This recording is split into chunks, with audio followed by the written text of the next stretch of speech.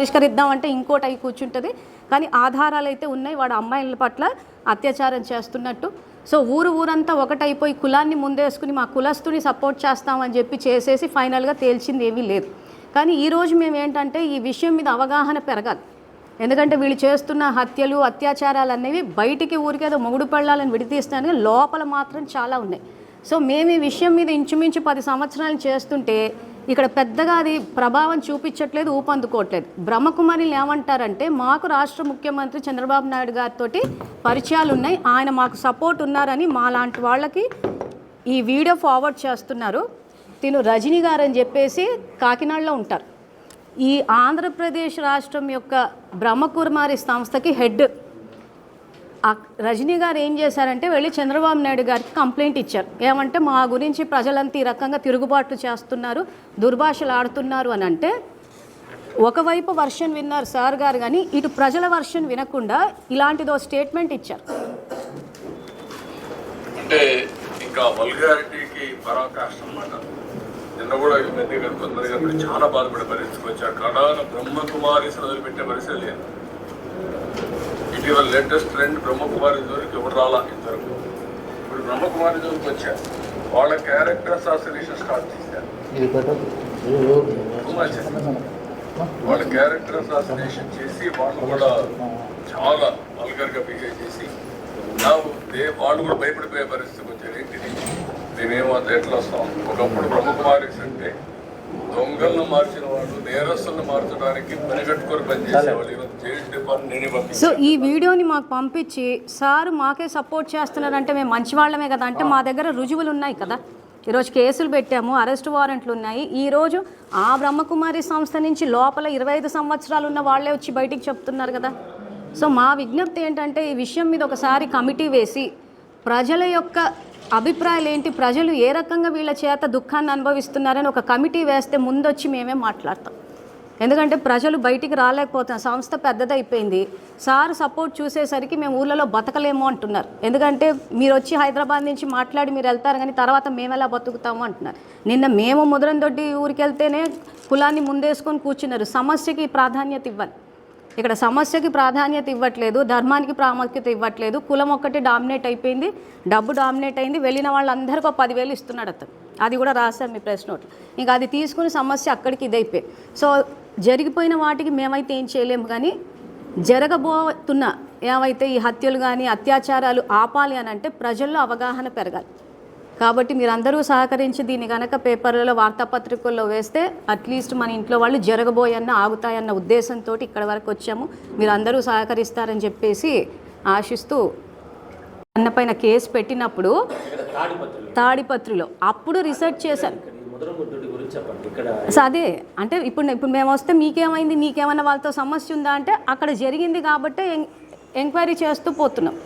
So సంస్థ పెద్దది, ముందు శివుణ్ణి పెట్టేశారు, ప్లస్ ప్రతి ఒక్కరూ అన్న అని పిలిపించుకుంటారు. సో ఈ ఆడపిల్లలు ఏంటంటే అన్న అనేసరికి అదొక భద్రతతో కూడుకున్న పిలుపది. సో అన్నే కదా అని చెప్పేసి అన్న రమ్మంటే వెళ్ళిపోతున్నాడు. వాడు సెంటర్లలోకి తీసుకెళ్ళి ఈ రకంగా అత్యాచారాలు చేస్తున్నాడు. అత్యాచారం చేసిన అమ్మాయి కాబట్టి అమ్మాయి ఏమన్నా మీడియా ముందు మాట్లాడిందా? ఇప్పుడు మాట్లాడిందా అంటే ముందే భయపెట్టేస్తున్నారు కదా. మేము వెళ్ళి ఇప్పుడు ఇంత పెద్దవాళ్ళం మాట్లాడితేనే ఊరంతా ఒకటి అయిపోయి కులాన్ని ముందేసుకొని కూర్చున్నప్పుడు ఎలా వస్తారు ప్రజలు బయటికి? ప్లస్ మాట్లాడితే చంద్రబాబు నాయుడు గారు వీడియో చూపిసి ఇది ఎంత వైరల్ అయిందంటే ఎప్పుడు మాట్లాడమంటే వీడియో వచ్చేస్తారు. చెయ్యరు, కానీ ఇక్కడ వీడియో వాళ్ళు చూపిస్తుంటే మేము ఆయన మాట్లాడలేదు అనలేం కదా. ఇది ఇటీవల ప్రచారమైన వీడియో ఇది. సో అయినప్పుడు ఆయన అన్నారు కదా అనేసి వీళ్ళు మాలాంటి వాళ్ళ నోరు నొక్కేస్తున్నారు. సార్ మాకు సపోర్ట్ ఇస్తున్నారు. ఆయన వరకు వెళ్ళలేదు కాబట్టే మేము ఈరోజు ప్రెస్ ద్వారా చెప్తున్నప్పుడు వేయాలి, వేసి ప్రజల వర్షన్ వినాలి. నేను ఇందాక చెప్పినట్టు స్టేట్ హెడ్ వర్షనే విన్నారు సార్ గారు. ప్రజల వర్షన్ వినాలి. ప్రజల్లో తిరుగుబాటు వస్తుంది. ప్రజల్లో తిరుగుబాటు వస్తుందంటే ఎందుకని అట్లీస్ట్ తెలుసుకోవాలి కదా. ఈ రకంగా వాళ్ళని సమర్థిస్తే సామాన్య ప్రజలు మా బయటికి రాలేరు కదా. మమ్మల్నే బెదిరిస్తున్నారంటే వాటిలో మా ఉంది ఏం చేయగలవు, నువ్వు నిజంగానే ఏం చేయగలమా అనిపిస్తుంది. ప్రెస్లో వచ్చి మాట్లాడడం తప్పితే నిజంగా ఏం న్యాయం చేయగలము, రాబోయే అత్యాచారాలను ఎలా ఆపగలము? సో అందరికీ నమస్కారం. నా పేరు మంజుల. నేను హైదరాబాద్లో ఉంటాను. నేను నిరాకార శివ పరమాత్మ ఆధ్యాత్మిక విశ్వవిద్యాలయం యొక్క వ్యవస్థాపకురాలిని. ఈ సంస్థ పెట్టే ముందు నేను స్టేట్ బ్యాంక్ ఆఫ్ ఇండియాలో ఆఫీసర్గా 22 ఏళ్ళు ఉద్యోగం చేశాను. ఆ తర్వాత వాలంటరీ రిటైర్మెంట్ తీసుకున్నాను. నాకు ఈ స్పిరిచువల్ సర్వీసెస్ అన్న సొసైటీకి సర్వీసెస్ చేయాలన్న నాకు ఇంట్రెస్ట్.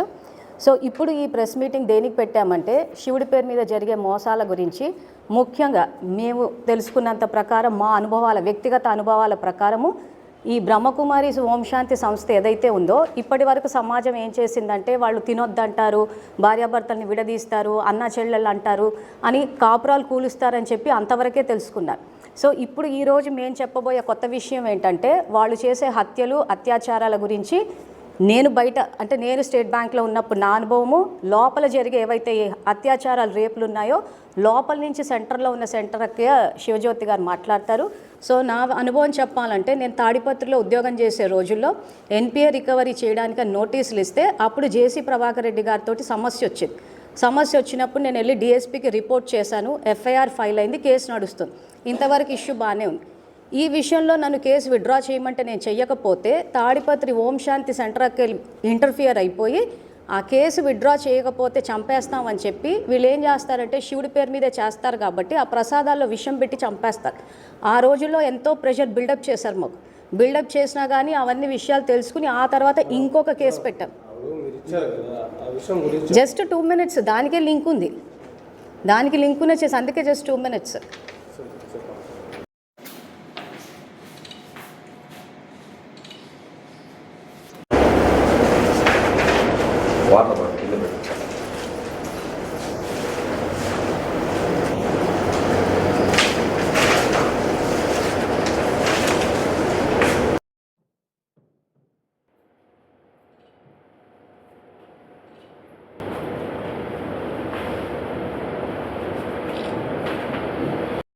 లో ఉంటాను. ఇప్పుడు మీకు ఏదైతే ఇచ్చామో నిరాకార శివ పరమాత్మ ఆధ్యాత్మిక విశ్వవిద్యాలయం వ్యవస్థాపకురాలు. అంటే నేను చేసే పని ఏంటంటే ఇప్పుడున్న బ్రిటిష్ చదువుల వల్ల మనకి ధైర్యం రాలేదు, పరిష్కారం అవ్వట్లేదు సమస్యలు. సో మన శాస్త్రాల్లో ఏముందని చెప్దామని చెప్పి ఇది పెట్టాము. ఇక్కడి నుంచి జ్ఞానం తేకుండా నా జీవితపు అనుభవాలు ఏవైతే ఉంటాయో వాటి ఆధారంగా మీకు ఒక ఎల్లో పేపర్ ఇచ్చాం. అందులో మా ఛానల్ పేరుంది. సో భగవద్గీత, రామాయణ, మహాభారతాన్ని ప్రాక్టికల్ లైఫ్లో ఎలా పాటించాలో చెప్తారు. సో నాకు ఈ సంస్థ గురించి తాడిపత్రిలో ఉన్నప్పుడు ఈ పరిచయం అంటే నాకు అక్కడ ఉద్యోగం చేసే రోజుల్లో స్టేట్ బ్యాంక్ ఆఫ్ ఇండియాలో తాడిపత్రి హెడ్గా ఉన్నప్పుడు అక్కడ జేసీ ప్రభాకర్ రెడ్డి గారితో గొడవైంది. నేను డిఎస్పీకి కంప్లైంట్ ఇచ్చాను, ఎఫ్ఐఆర్ కూడా ఫైల్ అయింది. ఆ తర్వాత ఎఫ్ఐఆర్ విత్డ్రా అవ్వకపోతే ఈ ఓం శాంతి సిస్టర్లు ఇంటర్ఫియర్ అయిపోయి. సో వీళ్ళు ఏంటంటే బయటికి సమాజానికి శాంతి అని చెప్తున్నారే తప్పితే యాక్చువల్గా లోపల చేసేవన్నీ ఇలాంటివే ఉంటాయి. సో అప్పుడు వాళ్ళు ఏం చేశారంటే ఆ కేసు ప్రభాకర్ అన్న విత్డ్రా చేయమంటే చేయలేదు కాబట్టి ఆ విషయం పెట్టి చంపేయాలా అని చెప్పి స్కెచ్ చేస్తే ఆ విషయంలో వెళ్ళి నేను స్టేషన్లో కంప్లైంట్ ఇచ్చాను. ఎఫ్ఐఆర్ కూడా ఫైల్ అయింది. ఫైల్ అయిన తర్వాత వాళ్ళకి నోటీసులు వెళ్ళాయి. ఆ నోటీసులు వెళ్తే కూడా తను యాక్చువల్గా అంటే ఒక వ్యవస్థలో మేము ఒక భగవంతుడి కన్నా ఒక 4 స్టెప్పులు ముందున్నామన్నంత ఇదికి ఎదిగిపోయారు. సంస్థ పెద్దదైపోయింది. సో కోర్టు నుంచి నోటీస్ వస్తే కూడా తీసుకోకపోతే కోర్టు ఆ ఓం శాంతి సిస్టర్ పద్మావతికి అరెస్ట్ వారెంట్ కూడా ఇష్యూ చేసింది. సో అరెస్ట్ వారెంట్ ఇష్యూ చేస్తే బెయిల్ తీసుకొని వెళ్ళి ఈ విషయం మీద ఏంటంటే మేము చాలా రకాలుగా మీడియాల ద్వారా కానీ ప్రెస్ మీట్ల ద్వారా కానీ చెప్తూ ఉంటే అనుకున్న స్థాయి ప్రభావం రావట్లేదు. దీనికి ప్రజలు కూడా ఎక్కువగా ముందుకు రావట్లేకపోతున్నారు. పోలీస్ స్టేషన్లకు వెళ్తే ఏం జరుగుతుందో ఇప్పుడు మేమే కేసు పెట్టి 9 సంవత్సరాలు అయింది.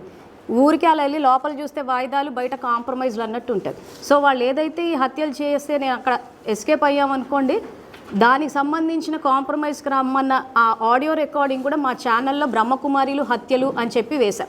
సో ఇప్పుడు ఈ అత్యాచారం టాపిక్ వస్తే దీని గురించి మాట్లాడడానికి అని చెప్పి నిన్న అతని ఊరు ఏదైతే ఉందో ముదరందొడ్డి అక్కడికి వెళితే సమస్య ఏదైతే అత్యాచారం జరిగిందని చెప్తే సమస్యని పక్కన పెట్టి కులాన్ని ముందేసుకొని కూర్చున్నారు. ఏమంటే మా రెడ్డి కులస్తుల పరువు పోతుందని చెప్పేసి ఊరంతా ఒకటైపోయి ఇప్పుడు తను ఏంటంటే సేవ చేయడానికని వచ్చిన రోజున మొదటి రోజే గొడవ అవ్వదు కదా. సో మీరంతా కలిసి తిరిగారు కదా, నీ మాట ఎట్లా నమ్ముతాము అని అంటే ఆ చిన్నపిల్ల మీద అత్యాచారం చేయబోడన్న విషయం చూసి తను వ్యతిరేకించిందని చెప్పి ఇద్దరి మధ్యలో గొడవ వచ్చింది. ఈరోజు ఊర్లోకి వెళ్తే మీకు నచ్చినంత కాలం కలిసి ఉంటారు, మీకు పడకపోతే విడిపోతారా అంటే ఏ విషయంలో విడిపోయాము?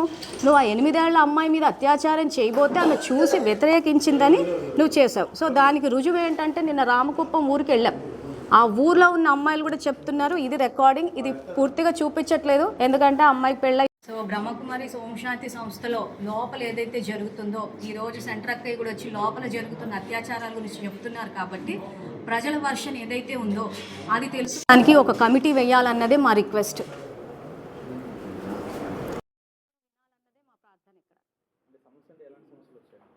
సమస్య అంటే ఇప్పుడు తన సెంటర్లో ఉన్నారు. ఆ జనార్దన్ రెడ్డి అన్న వ్యక్తి ఈరోజు ఆ సెంటర్ కడుతుంటే నీకు ఆ ఉప్పర్ వాళ్ళు ఎవరైతే ఉంటారో ఉప్పర్ వాళ్ళతో రంకు అంటగట్టడం, వాళ్ళు నీకు మొగుళ్ళు అయిపోయారు, నువ్వు వ్యభిచారం చేస్తున్నావు, నువ్వు ఆ చెరుకు తోటలో ఎవడు వెంట పడితే వాడెంట తిరుగుతూ ఉన్నావు అని చెప్పేసి ఈ రకంగా దుష్ప్రచారం చేస్తూ ఉన్నాడు. ఎందుకంటే అతను ఒక అమ్మాయిని అత్యాచారం చేయకుంటే చూసి ఖండించింది కాబట్టి ఆ రకంగా ఈ ఊరి నుంచి తరిమేద్దామని. ఎందుకంటే తరిమేస్తే ఇంక ఈ విషయాలన్నీ ఇక్కడికి మూసుకుపోతాయి కదా. సో ఈరోజు మాట్లాడితేనే సమస్య అన్నట్టుంది. సో తనని ఊరి నుంచి తరిమేయాలని చెప్పేసి తన గురించి ఈ రకంగా రంకు అంటగట్టేసి ఆ రకంగా ప్రచారం చేస్తూ ఉన్నాడు. సో అది అడగడానికే మేము వచ్చాం. వస్తేనే ఇందాక చెప్పినట్టు ఊరంతా కులాన్ని ముందేసుకొని కూర్చున్నారు. సో తను ఆల్రెడీ సిఐకి కూడా కంప్లైంట్ ఇస్తే ఫోన్ మీద ఏదో వార్నింగ్ ఇచ్చారని అంటున్నారు. సో సరే ఒకసారి ప్రజల్లో అంటే జరగబోయేవన్నీ ఆగాలి కదా. ఓం శాంతి అనగానే శివుణ్ణి చూస్తున్నారు, తర్వాత పిలుపు అందరినీ అన్న అన్న అని పిలుస్తున్నారు. సో జనార్దన్ రెడ్డి కూడా అన్న అన్న అని పిలిచినప్పుడు ఆడపిల్లలు రెండవ ఆలోచన చెయ్యట్లేదు, శివుణ్ణి చూసి ఆలోచన చేయట్లేదు, ఈ అన్న అన్న పిలుపుతో ఆలోచన చెయ్యట్లేదు కాబట్టి నమ్ముతున్నారు. ఆ నమ్మినప్పుడే ఈ మోసాలన్నీ జరుగుతున్నాయి. ప్లస్ ఆ సెంటర్లలో జరిగినప్పుడు చుట్టుపక్క వాళ్ళు కూడా ఇప్పుడు మేము ఆ ఊళ్ళలోకి వెళ్ళి చుట్టుపక్క వాళ్ళని అడిగాం, అసలు మీకేమన్నా అవగాహన ఉందా అంటే వాళ్ళ సెంటర్కి వచ్చి ఆ మురళి చదువుకుంటున్నాము, ఆ యోగం చేసుకుంటున్నామంటే అదేదో శివుడికి సంబంధించింది అనుకుని అందరూ ఆ సెంటర్కి వస్తున్నారని అనుకుంటున్నారే తప్పితే లోపల అత్యాచారాలు జరుగుతున్నాయి అన్నది ప్రజలు కొంత తెలుసు అంటున్నారు అందరూ. కానీ మేము ఏం చేయగలము అంటున్నారు. నిజంగానే ఆలోచిస్తే ఏం చేయగలరు? కనిపిస్తుంది కంటెదురుగా సంస్థ పెద్దదైపోయింది, మౌంట్ అబు దాకా వీళ్ళ హెడ్ క్వార్టర్స్ ఉన్నాయి. సో ఏదైనా సమస్య వస్తే వాళ్ళు వెళ్ళి సార్కి చెప్పుకుంటున్నారు. మరి ప్రజల వర్షన్ కూడా వినాలి కదా. మా దగ్గర కూడా రుజువులు ఉన్నాయి కదా వీళ్ళు తప్పులు చేస్తున్నారని. సో ప్రజల వర్షన్ కూడా వింటే ప్రజలు స్వేచ్ఛగా బతుకుతారు, ఈ మోసాలు ఆగుతాయి అన్నదే మా యొక్క ఉద్దేశంతో ఇక్కడ వరకు వచ్చాం. సో ఆ తర్వాత వీళ్ళు ఎలా మోసాలు చేస్తున్నారా అని చెప్పేసి వీళ్ళ పుస్తకాలు చదవడము చేయడం ఇవన్నీ చేస్తూ పోతుంటే ఈరోజు చిత్తూరు జిల్లా వీకోటకు వచ్చాం. ఎందుకంటే మాకు జనార్దన్ రెడ్డి అని చెప్పేసి ఒక వ్యక్తి ఈ రకంగా అమ్మాయిల మీద అత్యాచారాలు చేస్తున్నాడు సెంటర్లో అని చెప్తే మొత్తం ఎంక్వైరీ చేశాం. చేసేటప్పుడు అక్కయ్య గారు కూడా పరిచయం అయ్యారు, వీకోటలో సెంటర్ నడిపిస్తారు. సో అలా ఎంక్వైరీలు చేసేటప్పుడు అవును ఇక్కడ జరుగుతుంది, నా గురించి కూడా దుర్భాషలు ఆడుతున్నారు, ఎలా జరుగుతుంది ఏంటి అని చెప్పేసి తను వివరంగా చెప్పారు. సో ఇప్పుడు శివజ్యోతి అక్కయ్య మాట్లాడతారు. ఓకేనా? శాంతి, మేము 25 సంవత్సరాలుగా ఈ ట్రస్ట్లో సేవలను అందిస్తూ ఉన్నాము. శివుడి యొక్క సేవలో శివుడి యొక్క జ్ఞానము మాకు చాలా బాగా నచ్చింది. అనేక మందికి కూడా తెలియజేయాలని ఈ ట్రస్ట్లో మేము సమర్పితమై 25 సంవత్సరాల నుంచి సేవ చేసుకుంటూ వస్తున్నాను. అయితే ఈ జనార్దన్ అన్నయ్య అనే అతను వెంకటగిరి కోటలోను మాకు సేవ చేసేవాళ్ళు ఎవరూ లేరమ్మా, మీరు కూడా సేవ చేద్దరు కానీ రండి అంటే మేము నమ్మి వచ్చాము. శివుడి సేవ అంటే వచ్చిన తర్వాత కొన్నాళ్ళు కలిసి సేవ చేశాము. సేవ చేసిన తర్వాత బాగానే ఉన్నాము. తర్వాత ఒక చిన్నపిల్లని తీసుకొచ్చాడు మా దగ్గరికి. తీసుకొచ్చిన తర్వాత వాళ్ళని నా దగ్గర పెట్టుకోమంటాడు. పెట్టుకున్న తర్వాత అతను ఏం చేస్తాడంటే నా దగ్గర ఉంచాడు, వాళ్ళ ఇంటికి తీసుకెళ్తాడు, అతనికి ఇష్టమైన కాడికి కట్ట తీసుకువెళ్తాడు. అయితే ఒక రోజు ఏం జరిగిందంటే ఆ పాప వయసు ఒక 8 సంవత్సరాలు అనమాట. ఆ పాపని అతను అత్యాచారం చేయబోయాడు. అది నేను రియల్గా చూసి ఖండించి అతన్ని చాలా తిట్టి బయటికి గెంటేస్తాను. బయటికి గెంటేసిన తర్వాత ఏం చేశాడంటే నేను ఆ అమ్మాయిని తీసుకువెళ్ళి ఆ పాపకు మంది ఇచ్చేసాడనమాట.